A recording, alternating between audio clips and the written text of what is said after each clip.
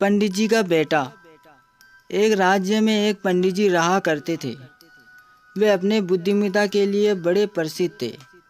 उनकी बुद्धिमत्ता के चर्चे दूर दूर तक हुआ करते थे। एक दिन उस राज्य के राजा ने पंडित जी को अपने दरबार में आमंत्रित किया। पंडित जी दरबार में पहुँचे। राजा ने उनसे कई विषयों पर गहन चर्चा की। चर्चा समाप्त होने के पश्चात जब पंडित जी प्रस्थान करने लगे तो राजा ने उनसे कहा, पंडित जी आप आज्ञा दे तो मैं एक बात आपसे पूछना चाहता हूँ। पंडित ने कहा, पूछिए राजन। आप इतने बुद्धिमान हैं पंडित जी, किंतु आपका पुत्र इतना मूर्ख क्यों है? राजा ने पूछा। राजा का प्रश्न सुनकर पंडित जी को बुरा लगा। उन्होंने पूछा, आप ऐसा क्यों कह रहे हैं राजन?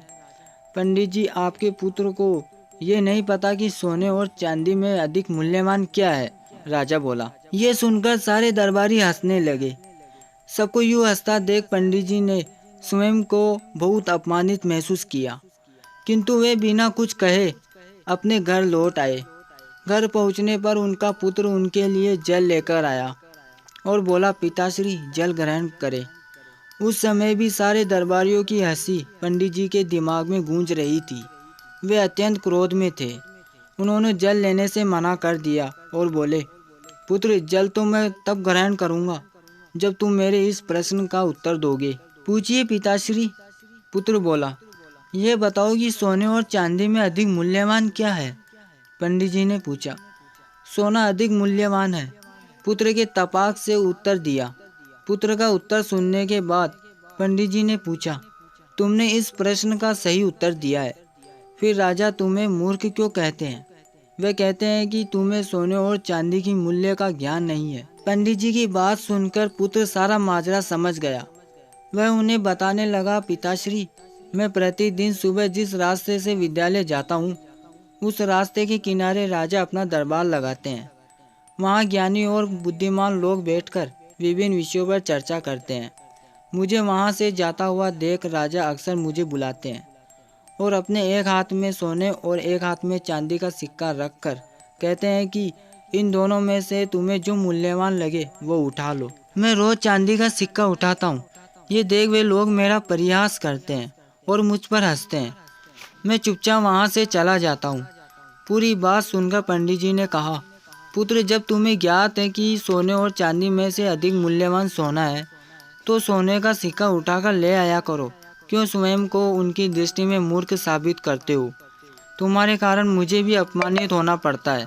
पुत्र हंसते हुए बोला, पिताश्री मेरे साथ अंदर आइए, मैं आपको कारण बताता हूँ। वह पंडित जी को अंदर के कक्ष में ले गया। वहाँ एक कोने पर एक संदूक रखा हुआ था। उसने वह संदूक खोलकर पंडित जी को दिखाया। पंडित जी आश्चर्यचकित रह गए। उस संदूक में चांदी के सिक्के भरे हुए थे। पंडित जी ने पूछा, पुत्र ये सब कहाँ से आया?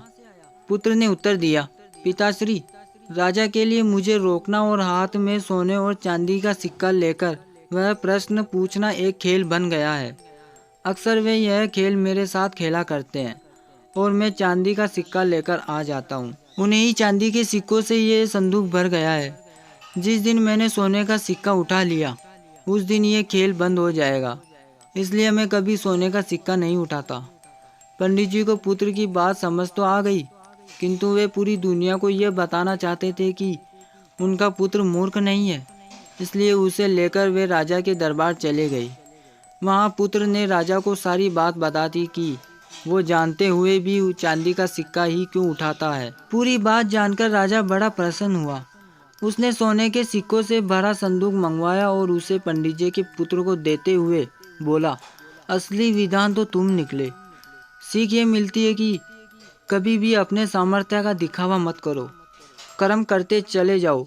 जब वक्त आएगा तो पूरी दुनिया को पता चल जाएगा कि आप कितने सामर्थ्यवान हैं। उस दिन आप सोने की तरह चमकोगे और पूरी दुनिया आपका सम्मान करेगी। उम्मीद करता हूँ कि आपको यह कहानी ज़रूर पसंद आ गई होगी। पसंद आ गई हो तो प्लीज़ इस वीडियो को लाइक कर दीजिएगा और चैनल को सब्सक्राइब अवश्य कर दीजिएगा।